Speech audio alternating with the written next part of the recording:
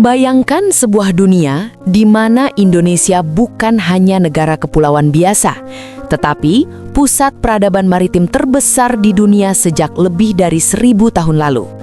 Sebuah kekuatan yang menguasai laut, perdagangan, ilmu pengetahuan, dan diplomasi internasional. Hari ini, kita akan menjelajahi sebuah pertanyaan besar. Bagaimana jika Kerajaan Sriwijaya tidak pernah dikalahkan? Kerajaan Sriwijaya berdiri sekitar abad ke-7 Masehi, berpusat di wilayah Sumatera. Namun kekuasaannya jauh melampaui batas pulau.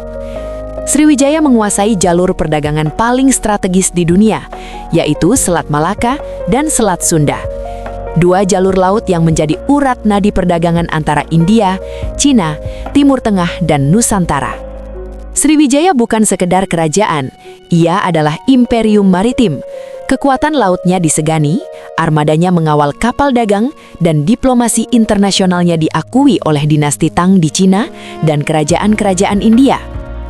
Sriwijaya juga dikenal sebagai pusat pembelajaran Buddha terbesar di Asia Tenggara. Para pendeta dan cendekiawan dari India dan Cina singgah di Sriwijaya untuk belajar bahasa Sanskerta, filsafat, dan ajaran Buddha.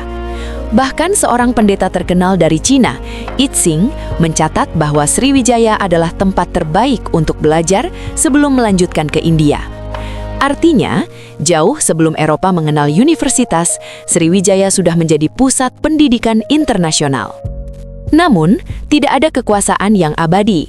Sriwijaya mulai melemah akibat beberapa faktor, serangan kerajaan Chola dari India Selatan, melemahnya kontrol laut, serta munculnya kekuatan baru di Jawa. Perlahan, Sriwijaya kehilangan dominasinya, dan sejarah pun mencatat, kejayaan itu akhirnya runtuh. Tapi, bagaimana jika semua itu tidak pernah terjadi? Jika Sriwijaya tetap bertahan, kemungkinan besar Nusantara akan bersatu jauh lebih awal di bawah satu kekuasaan maritim. Indonesia mungkin terbentuk sebagai negara kepulauan besar berabad-abad sebelum kedatangan bangsa Eropa. Model pemerintahan berbasis laut akan menjadi identitas utama bangsa, bukan kerajaan agraris, tetapi negara maritim global yang menguasai samudra. Jika Sriwijaya tetap berkuasa, jalur rempah dunia tidak akan mudah dikuasai bangsa Eropa.